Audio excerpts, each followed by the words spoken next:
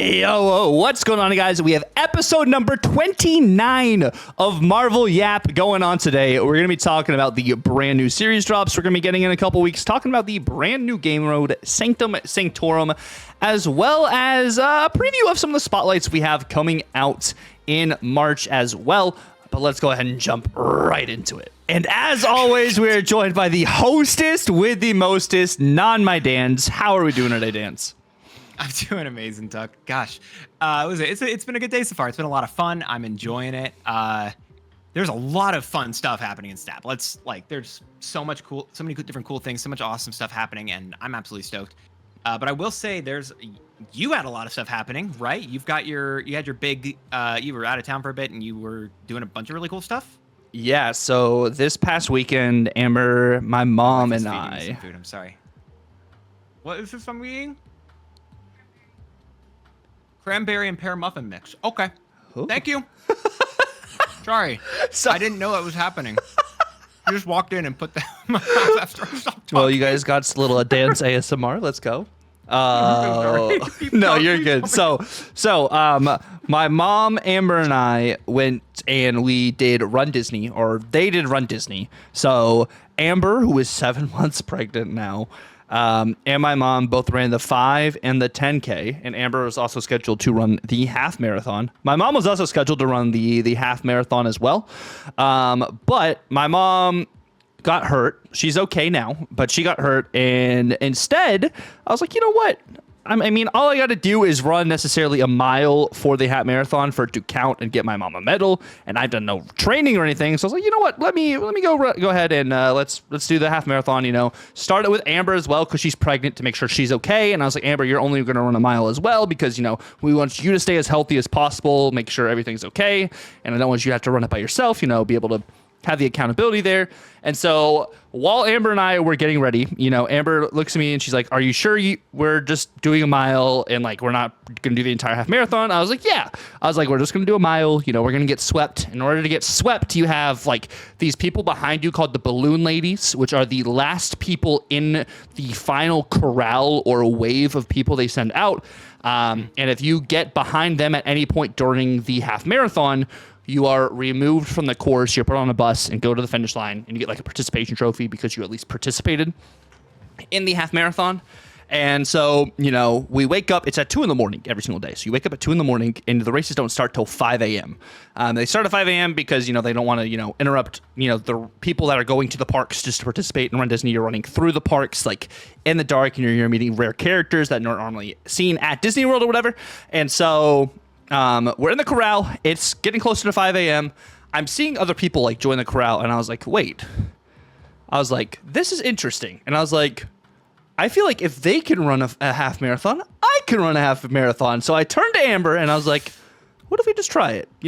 What if we just try it? And she said, what? Huh? She's like, why didn't you tell me this? We could have packed this. We could have packed this. Blah. And she starts freaking out a little bit. And I'm like, hey, it'll be okay. Let's just try it. Let's just see how it feels. All right. And so eventually, we started running, and I was like, you know what? Let's freaking do it. And we freaking did it. This picture right here is actually me and Amber after we ran through the castle in Magic Kingdom. We completed the half marathon. It's the first half marathon I've ever ran. My body is entirely sore right now, but I'm okay. I was able to drive home and everything. But we completed a half marathon with no training, which I do not recommend, by the way. And Amber completed a half marathon 7 months pregnant. She is the epitome of a superhero. It's crazy. And so yeah, we had a pretty fun weekend. That was yesterday. That was yesterday. Wow. That's insane. That's awesome. I don't think there are fully words I can put in that can just describe how sick that is. That's awesome. You guys were able to do that whole thing and have a great time with that. Wow. I don't think I could have done a half marathon. So mad props. And then that was yesterday. Mm-hmm. And then today we're yapping for the 29th time. I'm just going to keep having you yap. What are we yapping about today, other than, your just incredible physique that puts Gaston to shame? We are yapping about the series drops that have been confirmed, which, spoiler alert, Dance and I were kind of right about a couple. Not to toot our own horns or anything. As well as we're going to be talking about the new game mode, Sanctum Sanctorum, that does come out today. And then we're also going to be talking about the spotlights for March and April. We're going to be talking more about these spotlights as a whole, opposed to the brand new cards in these spotlights. We're going to have more thorough breakdown of that, of course, in our new season videos. Like next week, we'll have a more thorough breakdown about that. We'll talk about the spotlights a little bit more. And then, we'll talk about Diamondback a little bit because Diamondback releases today. There also are Twitch drops today. Just keep that in mind for the new game mode. So be on the lookout. Definitely tune in to Not My Dance, myself, or any other Power On members to get those Twitch drops, which both of our links for Twitch will be down in the description below as well. But yeah, that is what we got talking about today. Yeah, there's a lot of really fun stuff. I will say before we actually talk about the new game mode, I understand why it's said, but the amount of people who don't call it Sanctum Showdown because that's what it's called, and they just call it Sanctum Sanctorum because that's the location in Marvel Snap. I understand why people are saying it wrong. I'm still annoyed by it, Tucker. I'm just gonna be honest with you. And I know there's gonna be a comment, so I'm heading it off at the pass. It's called Sanctum Showdown, but everyone and their mother will be calling it Sanctum Sanctorum. Like I just did. New game mode. Yep. He's my mother. Okay. I'm sorry. Okay. Series drops are really sick, though. Yeah, we actually... So, I've seen some people have some, like, negative thoughts about these series drops, which, like, honestly, like, I can see what they're saying about it being negative. Like, I understand, like, maybe some not of these core cards that they maybe were hoping for were going to be dropped, but it is double the amount than prior, like any other series drop. Which, if we want to start off, we're going to start off with Series 4 to Series 3. So this makes all these cards accessible to free-to-play players, which is the biggest thing about this, where you don't need to get these cards in the Spotlight Cache anymore. None of that stuff. All of these are going to be directly available inside of your Spotlight Caches, and they also collector's reserves. 15 million different currencies or loot boxes in the game. But you can get 4 new Series 3 cards every 10 or every 9 of those reserves. So how many are dropping to Series 3? We have 13 cards dropping to Series 3 and 12 cards dropping to Series 4. All right, so that is, if I'm not mistaken, that's like 140-ish collection level you have to get to, if you're imagining you don't have any of these cards, 140-ish collection level to get the rest of them, which it's a lot more collection level or whatever, but honestly, I still think I think there are plenty of cards that should have been dropped that weren't dropped, but also I do think that these are great cards just to have in general. Because, I mean, right, you said there was a lot of people talking like negatively about this stuff, right? I feel like, what is it? One of the biggest sentiments I saw is, while this doesn't impact me, and I'm just saying in general for the Series 4 and Series 5 ones, all that are falling down, because I already own all these cards. This is great for all those players who don't. Yes, and I think that's incredibly, incredibly truthful. Let's talk about these cards. Let's talk about these cards. We could maybe give our whole thoughts at the end of this bit. Yeah, I think what's really interesting, I don't think, just to continue to piggyback off what you're saying, the meta will actually have some genuine shift with all of these cards just being more accessible. Not saying these cards necessarily are game breaking that are dropping, but because they're more accessible, people are going to be able to try out more things, and some of these cards may get a better, shining light or light of day just because more people are going to be able to play them. So I think that actually is going to be beneficial. And I do want to preface, this is not their improvement to card acquisition. It's just another step in the right direction when it comes to being able to obtain some cards. That's just the difference. It's such a big thing. I feel like that also needs to be focused on. That this is great on its own, and you can't look. And I don't think, people are, but I don't think you should be looking at the stuff as like, this is the answer to card acquisition. This is you can't do that. I don't believe you can, because they've already said there's going to be some sort of answer in the future. I will say that I do think that there are parts of there are legitimate causes of okay, but what like Yeah. I like this, but at the same time, what are we gonna have in the future? Because this changes a lot of that, a lot of the dynamic on this. But I mean, let's talk about the cards actually dropping, right? Yep. Hercules, first one on the board here. The most pretty much recently released card already, which I will say, Hercules probably is. It did such a fast drop, bro. Yes, I mean this card. So this card, Series 5, at a 4 cost, had like no play rate. They dropped it to Series 4 and to 3 costs, and people were starting to play it more. And then Move just got way better, and they didn't need Hercules anymore. So they're like, oh yeah, let's just go ahead and drop it to Series 3. And you're like, okay. God, I saw this thing online where it was someone saying like, listen, Series 5 is all the new cards. Doesn't matter like what they are. You know, like these are the shiny new things that you could play with, whatever. Like all these guys are over here in the Series 5 category. And then, okay, you know what? They've been out for a bit. You move them down to the Series 4 group or whatever. They're like a little bit discounted. They're still there. And once, you know, those have been out for a bit, then you just got the free big bin where it's just like, hey, this is your dollar movie. You know, you can get Click if you'd like to, starring Adam Sandler here.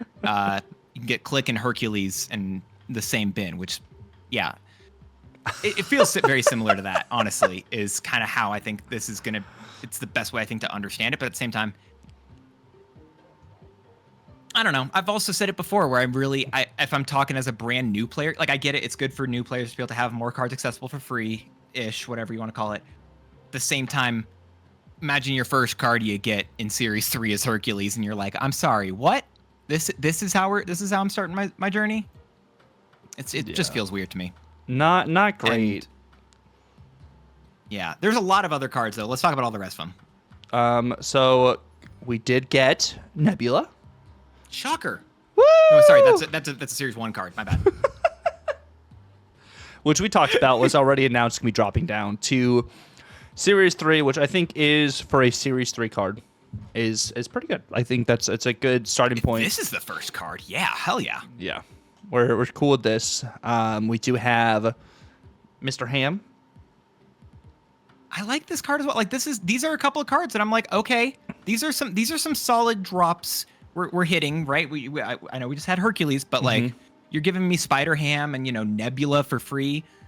You know, utility 1-drops, they're really solid. I really hope we get some more really good 1-drops. We got Ghost Spider. Incredible 1-drop. Like I'm glad this card is way more, you know, accessible and it's applicable because it's a meta card.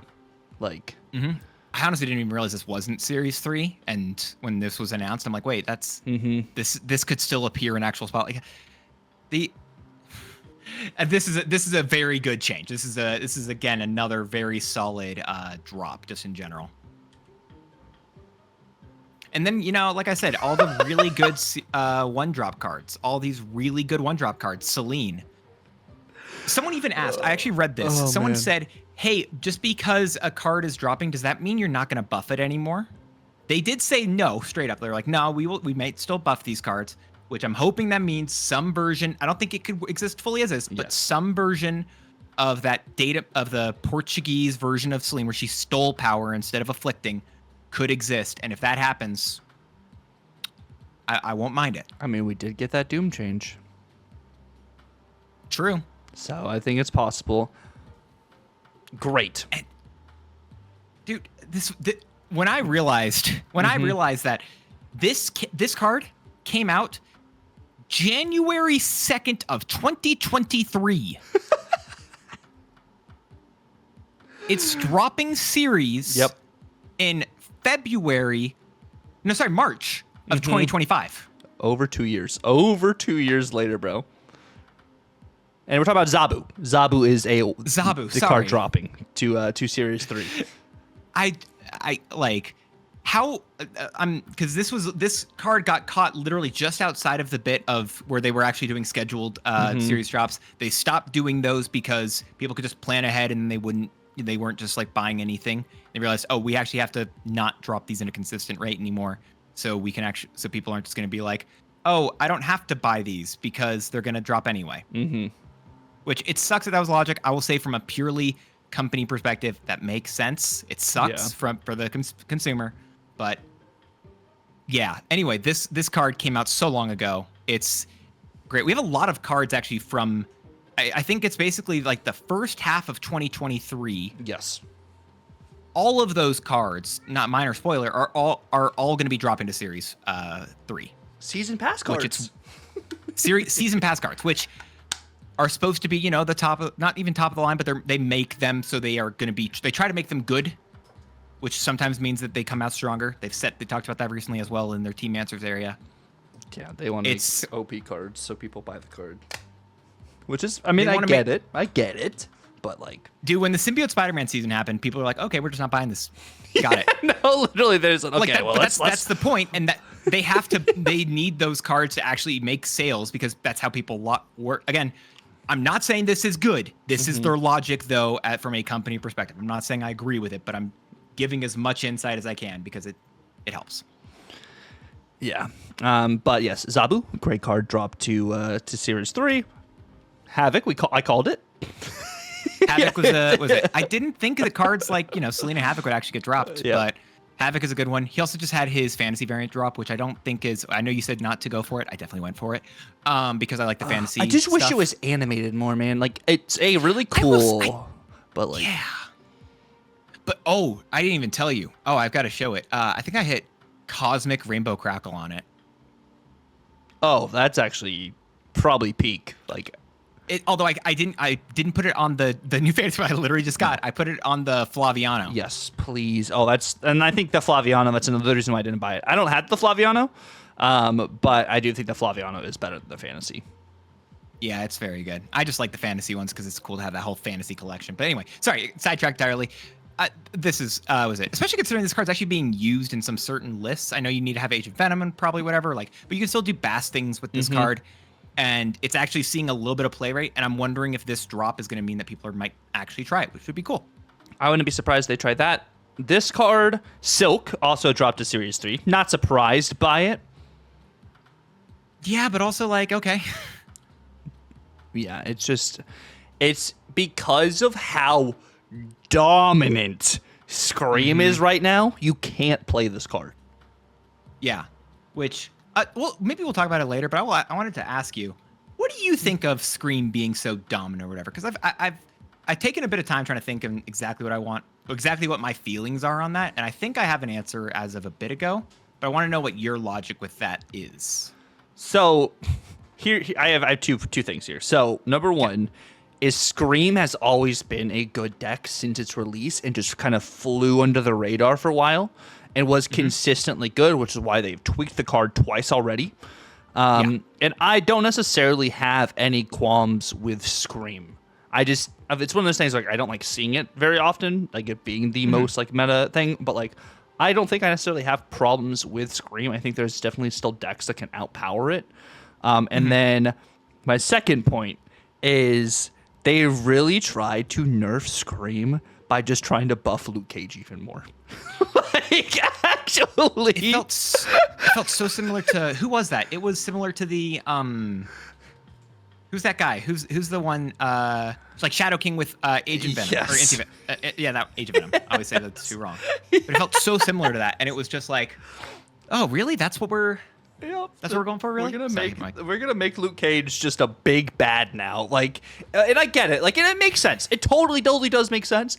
It's just like I'm starting to like lean into it even more. It's like, so we're gonna just make one card's text really affect this other card, even though not like every single deck is running Luke Cage right now. So it's kind of just like a situational thing. Whereas like with Shadow King, like people started just to pick up on Shadow King and play the mess out of Shadow King, which is his play rate definitely has dropped.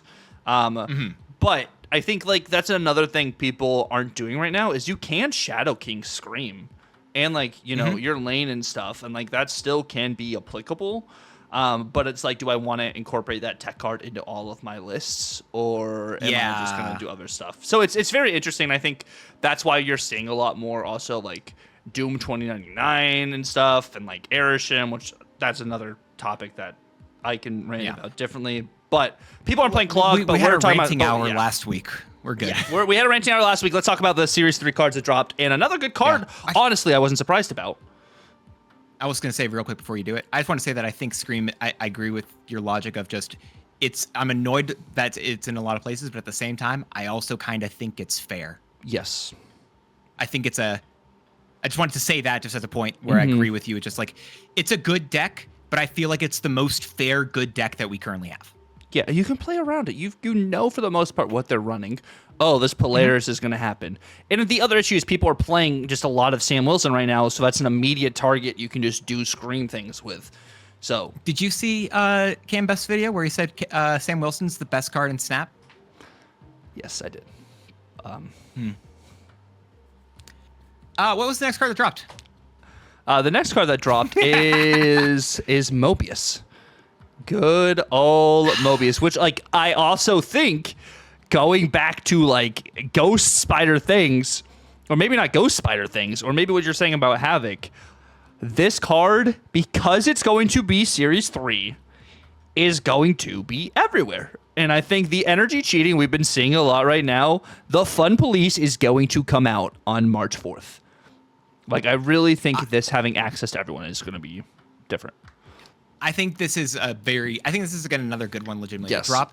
Another thing, which again, I don't like Mobius, but one of the things about him versus other tech cards, which I think is the thing I've seen pointed out in a few places, is that you don't get cube equity from this card. Yes, you don't. Because you can't like throw a Luke Cage down the final when Luke Cage final turn stops everything with Ajax, but you can't play Mobius in the final turn and stop all their plans. Nope. This is something you have to play in advance, and you have to snap retroactively and hope for the best there. And there's a lot of really cool nuance in this card, and I think this is a card that's good for people to have.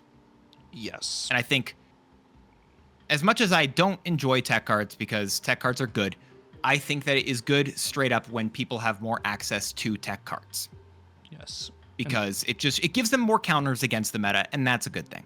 And I think this card particularly it needed to drop as an answer to all the discard bullseye decks. I feel like this is something people needed to have more access to. For a combo heavy deck like that to be as successful consistently as it is, it needed some kind of extra buffer, and I think that is Mobius. That's still like, I'm saying Mobius is going to be everywhere. I've said that a lot, and Mobius didn't, show up. Yeah. But I think people are growing really tired. I know I'm kind of growing a little tired of this discard bullseye shenanigans. It's a good deck. It's I like, for a fact, I don't like playing the same stuff over and over again. Yeah. So variety just straight up it just always feels nicer in my opinion. So anyway, yeah, solid drop again. Nimrod? Called it? We're going to talk about this one in the spotlight ranking area, considering that today's cache does have him in it. But again, this is just part of the stuff where you realize that season pass cards in 2023 still haven't dropped. Yes. And so at least we have the first half of those dropping, which is good at least. Glad it's dropping. It's still more niche, and like you probably don't play it in a large variety of lists, but I think it'll be interesting to see this get a couple, more percentages of play rate, which I think will happen. But like Dan said, we'll break this down more because I have more thorough thoughts about Nimrod when we talk about the. I'll also say something else once we finish these Series 4 cards dropping, because I think there's a few more, and then Yes. I wanted to talk about at least some exclusions from the list. Okay. I absolutely love Lady Deathstrike, and like I use her probably more, or have used her since her release more than the average person, and I am very excited that this card is dropping to Series 3 because it is actually a really good counter tech card that people just are not playing because they don't have her. That is the main thing. You're not spending 3K tokens for Lady Deathstrike. Like, don't spend 3K tokens for Lady Deathstrike. But at a Series 3 card, I think this is a good Series 3 card. No, this is a very good Series 3 card. I think if we're going to talk about any of the cards we're most excited to see drop, I think this is the one I'm most excited for because I just want to see this card used by more people. Yes. I think this is a card that I'm gonna hate if it gets played more, and I'm gonna be upset with whoever said that they want to see this card get played by more people with. I don't remember who that was, but It counters Lady That's freaking Doom 2099 for the most part. Like, there's a lot of instances where you can get insane value It doesn't there. count. It doesn't. You have to play it same turn, right? Or I guess you have to hit the Doom You hit bots. the bots, right? like if you play this Okay, on... yeah, you hit the bots. Well, yeah. But Yeah, okay. This is a good one, though. And I think just to keep going with that destroy, right? We've got ... Yeah, null. I didn't wait, I missed the other one. I don't know who the other one is, but we'll see that. Okay, I heard people say this. Okay, of course they're dropping null once they give it to everyone for free. Yeah, of course they're dropping null once they give it to everyone for free. What do you mean? Why would they keep it as a Series 4 card if they're going to drop for everyone for free? It's the whole thing with Syndrome. If everyone's super, nobody is. If everyone has this card, there's no point in it being a Series 4 card. Yeah. So this is a great hit to do. We have a buddy that came out around the same time, kind of punching air right now, or kind of holding their ground. But Dance will talk about that card after we. That's exactly. Talked about. Yeah. But yes, everyone got a variant for free, and they got a variant of X23 for free. But like, I still think this dropping a Series 3 is very important for Destroy as an archetype as a whole. Like right now, that isn't necessarily holding its ground. Like it's very interesting. Like Destroy is very playable for the most part. But I think this being kind of capped off as one of like the focal pieces, kind of like the card we're going to talk about next, also kind of not being a huge like enabler for the deck. I think this is really good. I think yes, you did just get the card for free if you were playing during that time. But for like a new player coming into the game, I think having this as a Series 3 card is very good. You know how to play Destroy up probably into this point where you're into Series 3. And I was surprised this card had been, landlocked for as long as it was. But like Dan was talking about too, this card had been Series 4 for probably close to 2 years. It started off Series 5 in that December of the 2022. And it was Series 4, I think, towards the middle end, I think, of 2023. And it was there for a while. But it was time for this card to drop, opposed to some of the other cards Dan will talk about. But good change. Yeah. What was it? How many spot cache variants did we get of this card? We have, let me see. I want to say, I think it was 4. 1, 2, I guess I only opened 2. I think it's, 3 or 4. Yeah, Minimum. I'm looking. X23, I think, still has the most Spotlight Cache card variants, but. Yeah, I don't remember her, but we'll talk about her in a second. Spoilers. But yeah, again, this is just a good enabler. And I think the next card, I think you forget that before MODOK came out, discard was RNG. Yep. You kind of just were like, man, I really hope it doesn't hit my other discard cards.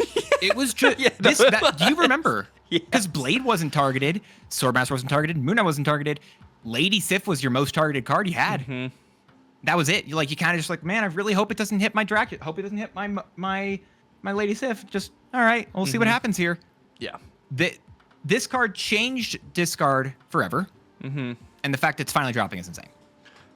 And it's another one of those things where I'm like, I'm glad this card is dropping to Series 3. So you don't have to spend 3k tokens on MODOK to enable yourself to have a genuinely good discard deck. I mean, granted, there are some discard decks that maybe aren't playing MODOK, but they're different in a sense because they're probably playing like Black Knight, or they're playing Hela because Hela really isn't doing Hela MODOK things anymore. But no. This is another just really good drop.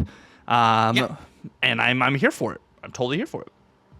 No, this is in general, it's just like it's very good. I think these are very good cards to just be seeing drop in general, because I feel like it's been difficult, I think is a simple way to say it. Yes. Trying to figure out what else. But simply put, what is it? Then so those are all the Series 4 cards dropping to Series 3, right? Unless we're so I'm just gonna say this, right? You already know who I'm gonna talk about here. Darkhawk didn't drop, and I understand the reason why you would want Darkhawk drop is because you make it. This basically makes the card free to play accessible, and I understand that logic. I also do think that all the enablers for this card exist in Series 3, and I don't think this card could drop with series existing as is, because this is a card you would need literally everything in Series 3 for. I would need to get Black Widow. I need to get my Rockslide. I need to get Korg. Those are all cards, if I'm not mistaken, that are Series 3 cards. Mm-hmm. I do believe so. But that's Darkhawk's one that again, people said a lot of stuff on. I think that if this Series card 1. dropped, Korg is Series 1. Interesting. Maybe maybe it's more fun than I originally thought. I know Black Widow at least is Series 3, but Rockslide is Series 3. Yeah. Okay. So, at the very minimum, I do think that that's a fine change. It's one that maybe could still drop in the future, but I just don't. I think it just puts so much of that emphasis into everything in Series 3. The issue becomes, okay, well then what's good versus what is just becoming more free-to-play accessible, which is, I just think it's a different conversation, unfortunately. But yeah, X-23 dropped from Series 5 to Series 4 in the previous OTA, right? Yes. Or not OTA, say series drops. And that's one of the things I also wanted to point out, the fact that like, oh hey, we're not getting X-23 potentially dropping or whatever. That card just dropped to Series 4 2 months ago. Yeah, the card's dropping to Series 3 from Series 4, I believe. Also are not getting dropped again because they just were dropped, if I'm not mistaken. Yes. Yeah, I'm looking at a list of those cards. What is it? The cards that were just dropped in the December. These are not the ones that were just dropped in today's in next week's series drops that are going to be happening on the March 4th patch, for what it's worth. Those cards are Festus, Grandmaster, Pixie, Beta Ray Bill, X-23, Supergiant, Sasquatch, Valentina, and Iron Lad. All of those cards just dropped to Series 4 2 months ago. Yep. I think those cards should be lower, but I also don't think... I think after 2 months, I don't expect those cards to immediately drop again. Yeah, no. But the biggest one, and I don't remember when he last dropped, I really feel like we should have seen a Tribunal drop. Oh, really? I think Tribunal... I don't know if we talked about it last week, but I've taken time on it. And I'm going to say, I think Tribunal should have dropped. To Series 3. You get... Then it just... The whole deck is there, basically, for you. I think Ravonus is... I don't remember if Ravonus dropping, Series but 4. That what is it? That puts... Because it's currently Series 4. I don't remember when it last dropped, but I think if we're going to give our takes, at least on that bit, that should have dropped. Otherwise, I don't hate it. I don't like Tribunal gaming because it's boring, but I don't hate the aspect of more people having access to it. Yeah. That's my logic with it. Yeah. I do think that cards like that, Legion is the only other one I was kind of on the fence for. But again, everything else is kind of just like those cards haven't been out long enough. And I feel like, what is it? I know I say long enough, right? And technically Man-Thing released, what is it? End of 2023? So it's, it's October 1.5 years. I honestly don't, maybe it's me being jaded. But if we're talking about October 2023, the first 4 cards in the Series 5 to Series 4 drop are from October 2023. Ooh, what a segue. Hit me with these cards. Black Knight? Which I'm here for, dropping to Series 4. I would like more people to have quote-unquote access to this card. I don't think he should be 5K right now, or 6K, because the way he plays and his deck isn't really as applicable. But I like this card dropping.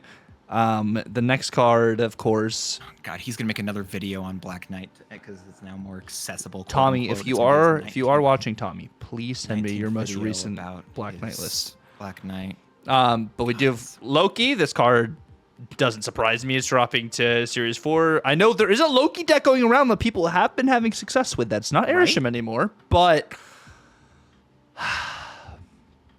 F's in chat for Loki, man. It just feels bad. Yeah, Loki's one that I'm. What is it? Honestly, I know it's not the same. It's not the exact same anymore. But I am very happy that card is dropping. This is just a good card to drop in general. So, yeah. What is it? I'm Season Pass card from October dropping, 2023. Yep. Oh, this is September, not October. Oh, no, this is September. October is one of the other cards we have 2. Yes. Yeah. We'll talk about the. I've got the September month, I'm annoyed about some of the placements of those Yes. cards still, but we'll get there. We'll get there. Great drop. Great drop to see. I honestly, the other day when I saw this was still Series 5, I was like, why? It's like, There's a lot of the cards that I feel like when we see these drops, like, wait, this was. Yeah. Sorry, people had to pay 6K tokens if they want to Yep. get this card. Otherwise, they hope for What? Yep. Yeah. No. Werewolf by Night dropping is insanely valuable. I love that. That's such a good change. By the way, you saw my wife feed me some batter earlier. Now there's a muffin. Oh, So I'm he said- gonna he eat said- this while you tell me. While you talk about the next card. And then Elsa, a season pass from October is dropping. This is the right one. Season pass October 2023, dropping down into Series 4. Everyone just got Elsa for free, like the null for free when you got the variant in December as the value. And they're like, you know what? Let's go ahead and drop her also in Series after you just got the free variant, just like they said with null. But that's my logic. Yep. This is the best time to drop those cards. Yes. That should be happening. Yes. But we're going to talk about there are a few other October cards here we'll hit, and then we need to talk about who's not in here.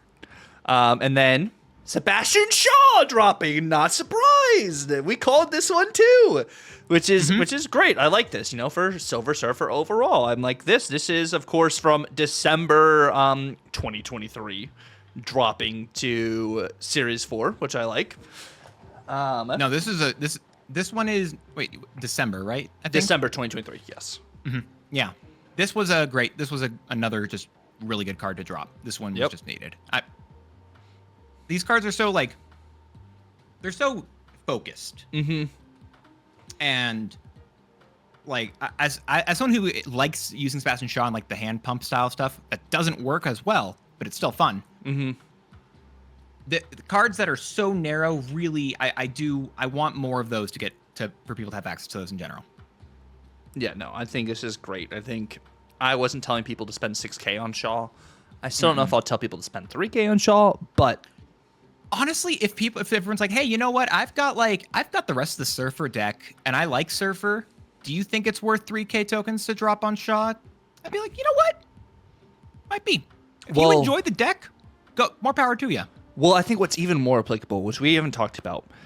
So when you open the potential random Series 4, Series 5 card Spotlight Cache, yes, you actually have a 66 some odd % chance to get a Series 4 card. So if you're missing these,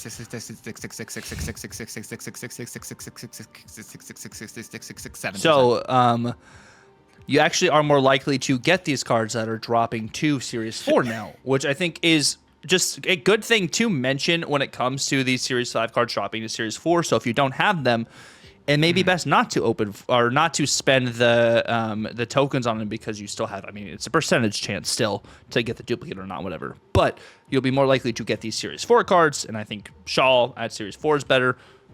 Corvus Glaive, who came out in 2024, actually. This is the most recent Series 5 card dropping, if I'm not mistaken, right? No, there's one more that's a little bit later. Okay, we'll hit them later because I don't remember all the cards. But anyway, Corvus Glaive's it's a good card to drop. I'm actually really happy with this. I remember there's a different card that came out in this month, right? That is also dropping to Series 4. Yes. And from that month, it feels like they took the best card and the worst card from that month and dropped both of them. So I don't take issue here. There's the middling cards that are still Series 5, but they took the best and the worst and dropped both. And so I'm kind of like, you know what? Sure. Yeah, no, I think they should have dropped this entire month, but I digress. And then, not surprised, Miss Marvel, who also just got buffed in an OTA, back to a 4 or 5, is now from November of 2023, is now Series 4. Yeah, this is again, Miss Marvel is nothing like she was compared to her heyday, but at the same time, this is a card that's it's fun to play. It's not good, but it's still fun.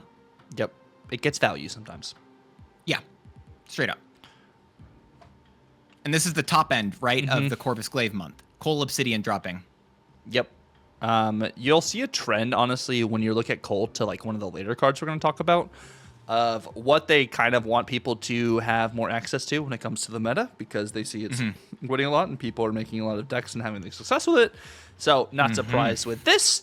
And then I honestly was not expecting Annihilus to drop. I love that Annihilus dropped, who came out also in November of 2023. So more people can get Annihilus for cheaper. And have access to maybe, I mean, Clog already, I think, is going to make a comeback after the Sanctum Showdown. But I think this is going to be, it's applicable, you know, it's cheaper. I would not be telling people to spend 6K on Annihilus. But if they want a new enabler for kind of a Clog kind of shenanigans, I think 3K is better. Yeah, this is just a good place, or just another good card to drop. I think this is... I wish there, again, I'm going to say that I wish there were more cards dropping in this area. But again, if we're talking about this stuff, this is one of the earliest released Series 5 cards that are dropping. Yes. It goes with, they've been out for a while, is what I mean. Stuff, this card is the most recent card dropping from Series 5 to Series 4. Cannonball. Okay, yeah, that's fair. Yeah. Cannonball's actually, I feel like he's a card who's kind of come back in the meta a little bit, so I'm actually kind of happy about this one. I didn't expect this card to drop, but I'm very happy that this card dropped. Like, I didn't expect, like, this was the month I expected them to, like, not break anything, like, not go down with. I think this was, or maybe this was the month we said, this was the Hope Summer, the Avengers versus X-Men month where we were like, maybe one of these cards drops, but we're not holding our breath. And I think any of these, what is it? I'm very happy that we're seeing some of these cards still dropping, and I think that this is what I would like to see more of. I like that. Yeah, I think they've dropped some of... This used to be one of the best cards from that month, but they have dropped Pixie. They now dropped Cannonball. We still have War Machine, Hope Summers, and then... Mockingbird, which Mockingbird, Hope Summers... And War Machine, I'm not surprised they're keeping in that Series 5. I dislike that about that. Yeah. We'll hit that. We'll hit that. Yeah, this is a good drop. We then got the Blob, which you called. You're like, Blob's totally getting dropped. There's no way. Blob is the one where if he didn't get dropped, I would have been so annoyed. Like, and again, I said it last week. I don't want it just to be, if the card's not good, it gets dropped. I don't want it to be that way, and it's so annoying that that's really what we're seeing a lot of. Like, the card isn't seen in a lot of places, but at the same time, I do think this is an amazing drop. This should have been dropped, and I'm glad it is dropping here. Like, this card, spoilers here, okay, would have actually been, I think, better if Isan had a different ability, but I digress for that sort of build that was going to happen. But I'm not surprised at this drop. I think it's a good drop. Something that kind of did surprise me, but now that I've thought about it more and I was talking about Cold Obsidian, is Scar. Scar dropping to Series 4, which I believe you also called. You called that as well. But yeah, I was like, this is interesting that they're dropping Scar now, but with them dropping Cold Obsidian, you know, but it's like, they drop Scar. They don't drop Kyera. That's what I was about to say. Why is Kyera not dropping? Right? Like, you're going to drop the season pass card for that month before you drop Kyera? Like, again, maybe, you know, they drop the bad cards and the good cards we saw with Cold Obsidian and Corvus, right? Like, there's something they're choosing in the back line. But, like... Grandmaster already dropped too. Yeah, it's a weirder one. I don't know if I understand. Again, I will say, I love this drop. This is a good drop. This is an amazing drop, especially considering how much Scar is in the meta right now. Which I'm guessing his deck is probably going to have to get nerfed soon. But still, this card is great. It's also going to work with, what is it? Well, again, spoilers for Spotlight rank later on. But this is just a great drop. I'm so happy about this drop. Yeah, this card is just going to continue to go up in value. It does... I'm also wondering, and I think because some of these cards are reappearing in Spotlights, they're trying to, quote-unquote, make the Spotlight weeks kind of better, or, like, you maybe be able to differentiate between, like, some of the better cards in Spotlight weeks with them being lower series. Because for the most part, going into some of these Spotlight weeks, like, If you see a card that has 4 or 2 Series 4 cards, you're more likely like, okay, this is going to be a stronger card because they're putting some of the quote-unquote weaker cards in said Spotlight Week, which we'll talk about here later, of course. But it is very interesting to see if this is also a move going to the Spotlights for that to be heading towards the card acquisition aspect of Spotlights going forward, how they kind of build these Spotlight weeks. It's weird. I don't know. But so real quick, that is the end of our series drops officially, right? Mm-hmm. What I want to say for this in mind is looking back at these, and one of the things I said previously, which I actually disagree with myself in the past, I'm realizing as of now, after these drop, we will have only, I believe, 3 cards other than the big bads. And I know they said they don't have any use for big bads anymore. Why aren't they dropping then? They're still big bads secretly somewhere in the back line. Anyway, sorry, that's my tinfoil hat's cut off circulation in my brain. But anyway, what is it? Other than the big bads, in 2023, we have 3 cards then that haven't dropped from Series 5 at least. Jeff, Eliath, and Nico. Those 3 cards still haven't dropped. And I'm assuming they've got their logic. They've got their reason. Sure, whatever the reason is. Here's my opinion. This drop was really good, and the way that it's going to be okay, in my opinion, obviously, whatever they're going to do with card acquisition withstanding, this shouldn't be the exception to the rule. This should be close. This should be how it works. I want to see, personally, just an average of I would say 20, 25 cards dropping per series drop. At this point, 2 times a year, though? 2 or 3, I don't know how often you have to do it per year. I don't know that stuff. I'm not going to say it, but I think we should be seeing this large amount of cards dropping each time, because otherwise, what is it? Again, if we're going to look at what we have from last year, I'm hoping by the next time drops happen, which if they're going for like 3 times a year or whatever, that's on like in July, maybe June is potentially when we might look for maybe another conversation around it. If that's what's happening. I would like to see a big hit for one, those 3 cards I just said, Jeff, Eliath, and Nico. Bring them down. And for 2, I want to see the cards inside of the first half of 2024 drop. Okay, so when it comes to drops, are we thinking card life cycle in each season maybe is closer to a year before it drops? I'm saying year and a half is my logic, I think. Like year and a half-ish. It's kind of like somewhere between there, year and a half, year-ish. I don't have the correct answer. Maybe it is that, but just because you don't want to say here's the thing. I don't want to say like super consistency. I don't want to even just say like consistent schedule, because that was a problem they had before. But also, I think once a year passes for a card, I don't think that it should still be held out from dropping series. And unless they're going to keep the big bads thing, which High Evolutionary, Kang, Thanos, Galactus, or they do some big change to the series rework, which we're going to see in the economy change. In my personal best world, I'm ignoring the big bads again. I'm saying I want to see Jeff, Eliath, Nico, and then you go to the January month where Kyera finally hits. You hit the rest of the Thanos cards. You hit Black Swan and Proxima Midnight. You get that Avengers vs. X-Men. You hit Hope Summers, Mockingbird, War Machine. You go into the Thunderbolt season. Baron Zemo, Red Hulk, U.S. Agent, Red Guardian, White Widow, and then you end off on that Blink season where you hit Blink, Nocturne Sage, Namora. You drop those cards. And that's how many cards? That's 1, 2, 3, 4, 5, 6, 7, 8, 9, 10, 11, 12, 13, 14, 15, 16, 17, 18.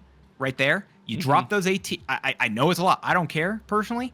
Drop those 18, and you give us three series 4 cards. I don't care if they're garbage. You drop those 18, or you give us a couple random cards from later seasons where you finally put speed down one. You drop a Cersei, maybe. You drop, I don't know, some of the worst cards. I don't care if they're worse. Hulkling, sure. Yeah. Maybe you drop those 3 instead and you make it 21 cards. You don't even do any Series 4 drop. You say, hey, we're not putting anything into Series 4, but we're going to make all of these cards cheaper. You mean nothing in Series 3? Give us some. No, so all these Series 5 cards, those are all Series 5 cards. They all drop to Series 4. Yeah, you said I don't want to put any cards into Series 4. So I'm saying cards into Series 3. I've already talked about how I don't think... This is all assuming the series exists as is. I've already talked about it many times how I don't enjoy how bloated Series 3 is. Give us a massive drop into Series 4. Okay. So that people who are going to say, hey, this isn't worth anything to me, you're just going to do stuff, this isn't worth much. For one, you've already talked about it, that 66% chance for that Series 4 card goes up in value massively, for one. For two, if you are going to spend Spotlight tokens on these, they go down in half. Yeah. I just think this is fine. I think the series drop is fine if it does, as long as it stays as a consistent plan. Yeah, I agree. And I think this is a good series drop as a whole. Maybe not the most meta cards were dropped, but I think what they're dropping are some very just good cards to help fill out your collection potentially. And I think it's more applicable to newer players, of course, than veteran players, which at the end of the day, we want more newer players playing the game. Yeah. No, and I'm being very critical about this because this is very good, and I don't want to just I think this is very good, and a departure from this would hurt the game more so, I think. Yeah, I agree. But we'll wait and see. People are going to complain no matter what. Maybe it doesn't matter, and it's just there's going to be people rioting no matter what. But I do think this is a great place for us to exist for a bit, and I hope it continues in this direction. However, I do know for a fact the new game mode, it's not going to help. It's not going to help us that much in terms of card acquisition, right? There's a lot of details about this stuff that I don't think are going to assist as much. Yeah, and I'm going to put some of the new cards on screen that are in the game mode, but we're going to talk about the game mode as a whole prior to diving deep into these cards, which we're not going to be diving too deep. We'll just kind of give a rough little aspect of them and what we think of them. Sure. But starting with the new game mode, Sanctum Showdown does release today as well. So, what is it? There's a lot of really cool stuff in here. One of the biggest things as they've talked about is this, what is it called? It's like a portal pull, I believe is what they said, where it has these 3 new cards, Uncle Ben, Laufey, and Gorgon. Well, you'll see them on screen throughout this bit. What was it? Uncle Ben is a 1-cost 2-power card that says when this card is destroyed, replace it with Spider-Man. For what it's worth, it doesn't say wherever this card is because that would mean that a Yondu won't make a Spider-Man appear in your deck. It has to be on the board for what it's worth. For 2, then you go into Laufey, which is going to be stealing. It's going to be a really good card, I think. That card's going to be a lot of fun. 4/5 on reveal, steal, and power from each other card here. This is just going to be a really good card for a lot of these affliction lists, which are going to go really well with the actual card coming out today. In terms of actual spotlight caches. And then lastly, Gorgon, who is basically just the anti-Airsham card we wanted 3-4 months ago. As a 2/3 ongoing, your opponent's cards that didn't start in their deck cost 1 more for a maximum of 6. So, in general, this is gonna. These are some interesting cards. I don't think that any of them are crazy game-breaking, but they're all going to be releasing to Series 4 after this event finishes in 2 weeks. So originally it was going to start a week ago, and then it was going to end next week. That whole timeline's been shifted 1 additional week because of the blip and whatever happened with Snap shutting down. So this card, as well as you'll have 2 weeks starting from today at Shop Reset. Basically, is when this is going to be going live. And there's going to be more details about this released later today. We're just going to talk about the stuff that we know for certain. We've seen other people talk about. We're not confirming anything here. This is just what we've read in the other places, or they've said online, Second Dinner, and we're trying to. We're parsing it together best we can here. Yeah. And there's a lot to talk about. So we're kind of going to give probably more of a synopsis kind of thing of what we know. Because there will be an entire blog post about this as well. Yeah, there will be. I think that's confirmed the way I think Glenn said that card would be, or that blog post would be confirmed to be dropping, I think as the game mode drops. I think that's what he said in Team Answers. I might be misremembering correctly, but I think that's what he said there. Yeah, it's kind of like how they do normally when the game mode launches. they try and launch Yeah. the blog post around the same time, or if there's a video about it too. Someone asked, will we be getting a blog post with the details of the new game mode, yesterday, or will it be today with the release of the game mode? They asked this yesterday when you're watching this. Just translate that. And then Glenn said, I believe it will be releasing with the mode tomorrow. So today. Sweet. Translating all that stuff, which means we hopefully are getting some fun info today. Yeah, hopefully getting a lot of just juice. And like what we have some stuff right now, and like Dance and I have gathered info from Snap.fan and from Marvel Snap Zone to kind of give just a synopsis of what's going on. And I think one of the main things that I've seen, which this is like from, team answers right here.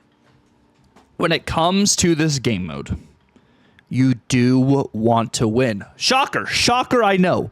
But in the sense where you need to maintain like at least a 50% win rate to be able to get 2 potential portal pools or items of equal value throughout the entire course of playing this game mode. Like, play decks you're very comfortable with that are going to win locations, because you can't just win just one location. You can't just win 2 locations. There's going to be aspects where you're going to need to win all 3 locations in order to generally win the entire game, because it's not like a normal game of Snap. It's not, we're going to turn 6, whoever has the most power at the end of the game wins. Like, this is a completely different aspect in that sense. So you need to play decks that have the ability to pump out either horizontal value or consistently win 2 lanes is something you need to be thinking about when it comes to this mode. And one of the things I think that's fair, or was it that should be said then, this game mode is different than normal Snap stuff. And then we've had High Voltage, which basically just makes it 3 turns. It's a bit of like, you're going to have random energy. We've had Deadpool's Diner, which is snapping every single turn. This game mode, from what we can tell, it doesn't care about, we don't care about the win rate. We don't care about like winning that final turn. Every single turn is going to matter. Yes. As far as we know, every single turn is going to matter. There's going to be a Sanctum location or something like that, where that's the location where you'll gain points from. Yep. And then at that, and then you need to be winning that location. So for what it's worth, I think one of the best cards inside of this new game mode is going to be the Season Pass card. Yes. Good old Sam Wilson. Again, we already mentioned earlier how he was, potentially really powerful, maybe the most powerful card in the game. But the fact that he's going to give you that 1/1 on the board immediately is really, really good. That's going to be very powerful. You're going to get the opportunity to be able to fight for locations without needing a lot of other stuff. But the other part that's going to make him so good, I think, is the fact that he lets you move that shield. And I think movement styles of decks are going to be very good. You're going to want a lot of cheap cards in this game mode, I think. Because you're going to need to fight for, as far as, unless something's different, we're going to need you're going to want a lot of these really good cards that are just, they can get power down quickly. Sam Wilson, Makari is another one that I'm actually really wanting to use. There's a lot of really good stuff just there in general. So it's going to go for up until I think someone earns 16 points. And I don't think we have a confirmation on how many points each location is per turn. But every single game that you want to play, though, you actually have to spend a scroll. One of the things that is said, at least on, I believe Marvel Snap Zone mentioned it, where they said, because the question was asked, how do you get more scrolls, right? For one, there's a pack of 5 scrolls you can get in the looks like the Sanctum shop, and it's not a renewable one. It's just a one-time deal. You can get 5 more scrolls. In addition to what they're saying, and I don't have references for these things, they said, in addition to the free scrolls you receive on the first day, didn't know we were getting free scrolls. Apparently, we're getting some free scrolls. And that's, by the way, scrolls as in like a roll of parchment, not scrolls as in, the really bad Secret Invasion show that happened on Disney Plus. In addition to those you receive on the first day, and also from sorcerer ranks, I haven't heard anything about these, so I have no idea what sorcerer ranks are. No idea. Each time you win a game, you will get your scroll back, so you can keep winning that every single time. And then also, you'll get 2 more scrolls every 8 hours. And because, of course, you can also spend 40 gold just to buy a scroll. So buy a game with 40 gold. So I've been telling friends who are free to play for this, or at least that gold that you're accumulating for reaching level 90 on the ladder, save that if you would like to get more cards. Because not only can you do these portal pulls, Tucker, you also have in the shop, you have 4 different unowned Series 4/5 cards. Yep. And that could include, and unlike Spotlight caches, there's no like hidden bit where it's like 66% chance to get a Series 4 card, 33% chance to get the Series 5. No, it's just all of those cards randomly get one. No waiting. It's just any card that you don't own. And I don't think there's duplicates either, right? Nope. It wouldn't be duplicates. So each time, you can do it 4 times in total. Honestly, what my plan is I'm not even going to pick up Diamondback with collection tokens. I'm going to see if I can get her with this. And then, just grab her Spotlight variant. But it's not going to include, for what it's worth, because we have them in between us, it works out well. Sam Wilson is not included in this, because Sam Wilson is under the season pass rarity until the next season pass occurs. Yes, you can't get him unless you pay money right now. He's not in the pool. I will note, though, that pool for Series 4, Series 5 card, from what it looked like in the dev video, should be more expensive than the normal pulls for the cards you can get from just this game mode. Yeah, the portal pulls, it looks to be, again, according to the dev video, 12,000 or 1,200 charms. I don't know how many charms you get per game. I'm told you will get some even if you lose. I don't know how many. But beyond, the ones you get, so 1,200 for those 3 cards, Uncle Ben, Gorgon, and Laufey. In addition, you can get up to 4 unowned Series 4 or 5 cards for 2,250 charms each. So technically, as a free-to-play player, if you're just built diff and you don't lose, you get a lot of free cards, bro. Yes, if you just don't lose and you're playing just the best stuff possible, which I hope you do. Just win every game. It'll be pretty solid for you. They're just not expecting people to really be able to burn through all 4 unless you're spending gold. Yeah. And I saw people upset about that, where they're like, wait, this is going to be this much stuff? For what it's worth, there is so much stuff dropping in this game mode. I personally don't take issue with the fact that this is they're not expecting everyone to get everything in here for free. Yes. I think that makes sense. And if you're talking about all other events we've had, they only get 1 card in those. Yes. You're probably getting 2 here is what they said. So that's double what you can normally get. Or if you would like to spend gold, apparently you can get that, I don't know, conversion ratio or what have you. But the new cards will be available in the token shop starting on March 13th. Variants will be available apparently in repeat runs of Showdown and then added to the vault 1 year after their first appearance. So this might come back. The new emotes will be added to the cosmetic shop just in the June season straight up. Okay. And then lastly, the the stuff's already said there. But yeah, so there's a lot of information about all these things, and one of the biggest things that I don't think we have information on is just snapping. That's a really core part of this game, and I know High Voltage didn't have that. Kind of wondering, like, what are we gonna have no snapping in here? Like, maybe not. I want us to, but one of the reasons why I kind of think we might have it, I'm gonna give you my logic here, Tuck, is because when we have our list of banned cards, which I'm gonna run through very quickly, so if you want to hear it again, rewind. I'm not going to say this twice. Annihilus, Captain Marvel, Debris, Dracula, Galactus, Green Goblin, Hobgoblin, Juggernaut, Invisible Woman, Kang, M'Baku, Magic, Malekith, Martyr, Mysterio, Quake, Storm, Supergiant, Viper. Those are all the cards that are off limits. Those cards either clog or mess with locations or have end of game abilities, is the logic there. For what it's worth with the end of game abilities, I actually really wish they had left those cards, because one of the things I think I told you. Well, I had told you. I love like the hand pump style of deck, and Mysterio just dropping like it's hit by your Gwenpool 19 times or whatever, dropping that to fill up the entire board. I don't care about the extra 4 power I would have gotten at the end of the game. That's still a bunch of power I could have dropped on the board, and I wished I could have had that.